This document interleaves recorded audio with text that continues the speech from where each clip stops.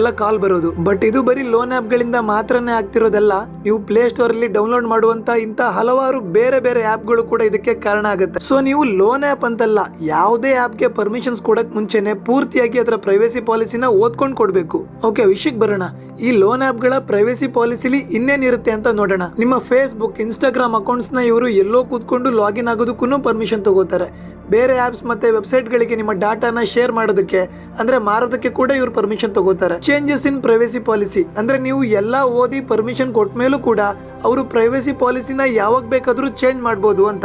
Links to other sites ಅಂದ್ರೆ ಅವ್ರ apple ಕೊಟ್ಟಿರುವಂತ links ನಾವು ಓಪನ್ ಮಾಡೋದ್ರಿಂದ ನಮ್ಮ ಫೋನ್ಗೆ ವೈರಸ್ ಬಂದ್ರೆ ಅಥವಾ ನಮ್ಮ ಫೋನ್ ಹ್ಯಾಕ್ ಆದ್ರೆ ಅದಕ್ಕೂ ಲೋನ್ ಆಪ್ಗೂ ಸಂಬಂಧ ಇಲ್ಲ ಅಂತಾನು ಹಾಕಿರ್ತಾರೆ. ಮತ್ತೆ ನಮ್ಮ ಫೋನ್ ಅಲ್ಲಿರುವಂತಹ ನಮ್ಮ ಪ್ರೈವೇಸಿ ಕಂಟ್ರೋಲ್ ಅಂದ್ರೆ ಹಿಡನ್ ಆಪ್ಸ್ ತರ ಏನಾದ್ರು ಇಟ್ಕೊಂಡಿದ್ರೆ ಅದಕ್ಕೂ ಇವ್ರಿಗೆ ಆಕ್ಸೆಸ್ ಸಿಗುತ್ತೆ. ಕೊನೆಯದಾಗಿ ಇವರ ಕಾನ್ಸೆಂಟ್ ಅಂದ್ರೆ ಇವಾಗ ಹೇಳಿರುವಂತ ಎಲ್ಲಾ ಪ್ರೈವೇಸಿ ಪಾಲಿಸಿಗೆ ನೀವು ಒಪ್ಕೊಂಡಿದ್ದೀರಾ ಅಂತ. ಇದಿಷ್ಟು ನಾನು ಲೋನ್ ಬ್ರೋ ಅನ್ನುವಂತ ಒಂದು ಅಪ್ಲಿಕೇಶನ್ ಬಗ್ಗೆ ಹೇಳಿದ್ದು. ಆದ್ರೆ ಆಲ್ಮೋಸ್ಟ್ ಎಲ್ಲಾ ಲೋನ್ ಅಪ್ಲಿಕೇಶನ್ ಗಳಲ್ಲೂ ಕೂಡ ಪ್ರೈವೇಸಿ ಪಾಲಿಸಿ ಹಿಂಗೆ ಇರುತ್ತೆ. ಅದು ಚಿಕ್ಕ ಚಿಕ್ಕ ಅಕ್ಷರಗಳಲ್ಲಿ ತುಂಬಾ ಇರೋದ್ರಿಂದ ಯಾರು ಅದನ್ನೆಲ್ಲ ಓದ್ತಾ ಕೂರ್ತಾರೆ ಅಂತ ನೀವು ನೆಗ್ಲೆಕ್ಟ್ ಮಾಡಿದ್ರೆ ಅಷ್ಟೇ ಕತೆ. ಕೆಲವು ಲೋನ್ ಆಪ್ ಗಳಂತೂ ನಿಮ್ಗೆ ಲೋನ್ ಕೊಡ್ಬೇಕು ಅಂದ್ರೆ ಸಬ್ಸ್ಕ್ರಿಪ್ಷನ್ ತಗೋಬೇಕು, ಇಲ್ಲ ಇನ್ಸೂರೆನ್ಸ್ ತಗೋಬೇಕು ಅಂತ ಹಣ ವಸೂಲಿ ಮಾಡ್ತಾರೆ. ಆದ್ರೆ ನೀವೇ ಯೋಚನೆ ಮಾಡಿ ನೋಡಿ, ಸಾಲ ಕೊಡೋರು ನಿಮ್ಮ ಹತ್ರನೇ ಯಾಕೆ ಹಣ ಕೇಳ್ತಾರೆ? ಹಾಗಾದ್ರೆ ಈ ಲೋನ್ ಸ್ಕ್ಯಾಮ್ ನ ಸ್ಟಾಪ್ ಮಾಡಕ್ಕೆ ಸಾಧ್ಯನೇ ಇಲ್ವಾ? ನಮಗ್ ಗೊತ್ತಿರೋದು ನಮ್ಮ ದೇಶದಲ್ಲಿ ನಡೀತಿರುವಂತ ಒಂದಷ್ಟು ಆತ್ಮಹತ್ಯೆಗಳ ಬಗ್ಗೆ ಮಾತ್ರನೇ.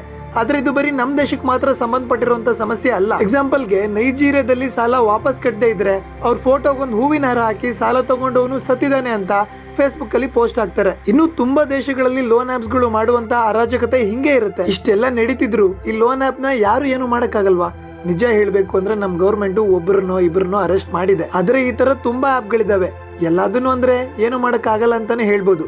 ಅನ್ಲೆಸ್ ನಮ್ಗೆ ಗೂಗಲ್ ಪ್ಲೇ ಸ್ಟೋರ್ ಸಪೋರ್ಟ್ ಮಾಡಿ ಲೋನ್ ಆಪ್ಸ್ ಎಲ್ಲದನ್ನು ಕೂಡ ಗೂಗಲ್ ಪ್ಲೇ ಸ್ಟೋರ್ ಇಂದಾನೇ ತೆಗೆಯೋದ್ ಬಿಟ್ಟು. ಯಾಕಂದ್ರೆ ಗೌರ್ಮೆಂಟ್ ಲಾಸ್ಟ್ ಟೈಮ್ 150 ಆಪ್ ಗಳನ್ನ ಬ್ಯಾನ್ ಮಾಡಿದ್ರೆ ಮತ್ತೆ ಇವಾಗ 600ಕ್ಕೂ ಹೆಚ್ಚು ಹೊಸ ಆಪ್ಗಳು ಹುಡ್ಕೊಂಡು. ಅಂದ್ರೆ ಇವಾಗ ಸಪೋಸ್ ನಮ್ ಗೌರ್ಮೆಂಟ್ ರೂಪಿ ಲೋನ್ ಅನ್ನುವಂತ ಒಂದು ಆಪ್ ನ ಬ್ಯಾನ್ ಮಾಡಿದ್ರೆ ಅವನೇ ಮತ್ತೆ ಲೋನ್ ರೂಪಿ ಅನ್ನುವಂತ ಇನ್ನೊಂದು ಅಪ್ಲಿಕೇಶನ್ ಹೆಸರಲ್ಲಿ ಪ್ಲೇ ಸ್ಟೋರ್ಗೆ ಬರ್ತಾನೆ. ಹಿಂಗೆ ಆ ಸೈಕಲ್ ಎಂಡ್ ಆಗ್ತಿಲ್ಲ. ಒಂದ್ ವೇಳೆ ಅವ್ರನ್ನ ಅರೆಸ್ಟ್ ಮಾಡೋಣ ಅಂದ್ರೂ ಕೂಡ ಅವರು ಇಂಡಿಯನ್ಸ್ ಆಗಿರಲ್ಲ, ಚೈನಾದಿಂದ ಬಿಸ್ನೆಸ್ ನ ರನ್ ಮಾಡ್ತಿರ್ತಾರೆ. ಇಲ್ಲಿ ಅವ್ರ ಬಿಸ್ನೆಸ್ ನೋಡ್ಕೊಂತಿರೋರು ಕೂಡ ಹಿಡಿಯಕ್ ಟ್ರೈ ಮಾಡ್ತಿದ್ದಾರೆ ಅನ್ನುವಂತ ಇನ್ಫಾರ್ಮೇಶನ್ ಸಿಕ್ಕಿದ ತಕ್ಷಣನೇ ಚೈನಾಗ್ ಓಡೋಗ್ತಿದ್ದಾರೆ. ಸರಿ, ಅವ್ರ ಹತ್ರ ಇರೋ ದುಡ್ಡನ್ನಾದ್ರೂ ಬ್ಲಾಕ್ ಮಾಡೋಣ ಅಂದ್ರೆ ಅದನ್ನು ಮನಿ ಲಾಂಡ್ರಿಂಗ್ ಮಾಡಿ ಚೈನಾಗೆ ಕಳಿಸ್ತಾರೆ. ಇಲ್ಲಿ ಇನ್ನೊಂದು ಟ್ವಿಸ್ಟ್ ಏನಪ್ಪಾ ಅಂದ್ರೆ, ಆಗ್ಲೇ ಹೇಳ್ದಂಗೆ ಅವ್ರಿಗೆ ಇಂಡಿಯಾದಲ್ಲಿ ಓನ್ ಬ್ಯಾಂಕ್ ಅಕೌಂಟ್ ಇರಲ್ಲ. ಇಂಡಿಯಾದಲ್ಲಿ ಯಾರಿಗಾದ್ರೂ ಸ್ವಲ್ಪ ದುಡ್ಡು ಕೊಟ್ಟು ಅವ್ರ ಹೆಸರಲ್ಲಿ ಬ್ಯಾಂಕ್ ಅಕೌಂಟ್ ನ ಓಪನ್ ಮಾಡಿಸಿ ಅದನ್ನ ಬಿಸ್ನೆಸ್ಗೆ ಬಳಸ್ತಾರೆ.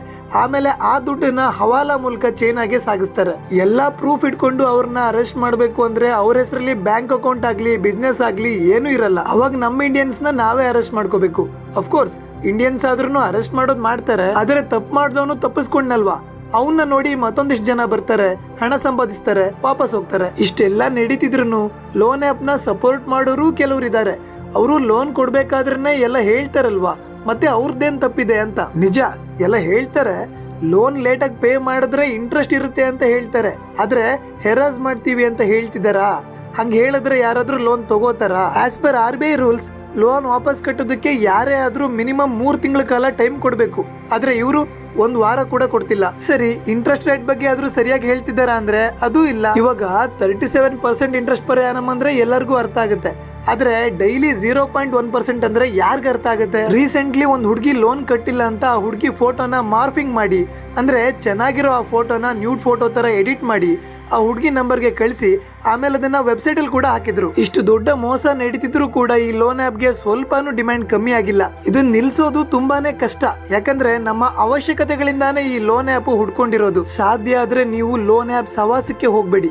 ಆದಷ್ಟು ಸೇವಿಂಗ್ಸ್ ಮಾಡಕ್ಕೆ ಟ್ರೈ ಮಾಡಿ. ದುಂದು ವೆಚ್ಚನ ಕಮ್ಮಿ ಮಾಡಿ ಇರೋದ್ರಲ್ಲೇ ಖುಷಿಯಾಗಿ ಬದುಕಕ್ಕೆ ಟ್ರೈ ಮಾಡಿ.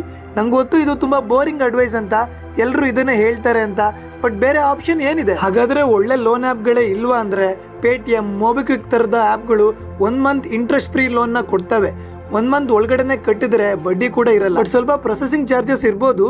ಇದೇನ್ ಪ್ರಮೋಷನ್ ಅಲ್ಲ, ಮತ್ತೆ ನೀವು ಸಾಲ್ಗಾರಾಗಕ್ಕೆ ಹೋಗ್ಬೇಡಿ. ಜಸ್ಟ್ ಆಪ್ಷನ್ಸ್ ಹೇಳಿದೆ ಅಷ್ಟೇ. ಹಂಗೂ ಬೇಕಾದ್ರೆ ಕ್ರೆಡಿಟ್ ಕಾರ್ಡ್ ಆಪ್ಷನ್ ಬಳಸಬಹುದು. ಬಟ್ ಕ್ರೆಡಿಟ್ ಕಾರ್ಡ್ಗೆ ಬಡ್ಡಿ ತುಂಬಾ ಜಾಸ್ತಿ ಇರುತ್ತೆ. ಆದ್ರೂ ಲೋನ್ ಆಪ್ ಕೊಡುವಂತ ಟಾರ್ಚರ್ ಗಿಂತ ಇದು ಸ್ವಲ್ಪ ಬೆಟರ್ ಆಪ್ಷನ್. ನಾನು ಮತ್ತೆ ಹೇಳ್ತಿದ್ದೀನಿ, ಸಾಲ ಮಾಡಿ ತುಪ್ಪ ತಿನ್ನೋದು ಬೇಡ.